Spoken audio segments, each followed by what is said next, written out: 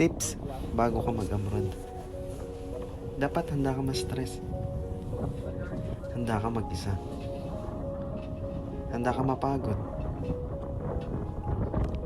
Iwasan ng bisyo hanggat maaari. Matuto ka magpakumbaba at babaan ng pride. At kung nasa abroad ka, makaka-relate ka dito.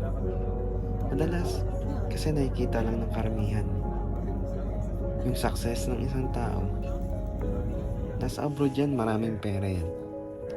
Pero hindi nila nakikita yung laki ng pressure, pagod at sakripisyo. Yung battle mo sa sarili mo. Yung times na umiiyak ka na lang sa pagod at pressure. Hanggang gabi-gabi nag-grind ka pa rin para sa pangarap mo. Hindi nila nakikita lahat ng burden ng mga nangyayari sa'yo. Ang nakikita lang nila yung nasa abroad ka na mapera ka. Kapag hindi mo sila napagbigyan, akala nila madamot ka na. Nagmamataas ka na.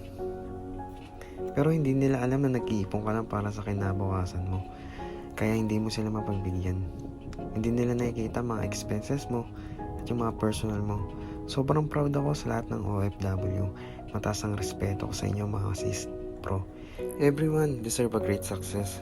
Kaya huwag tayong magmadali. May mga kanya-kanya tayong panahon. Ang mahalaga, magpapatuloy ka. Lahat ng OFW dyan, laban lang tayo. Laban para sa sarili nating pangarap. Grind lang tayo ng grind. Hanggang sa hindi mo namamalayan. Nandoon ka na sa tuktok. Masasabi mo na sa sarili mo, kaya mo pala. Tiwala lang sa taas.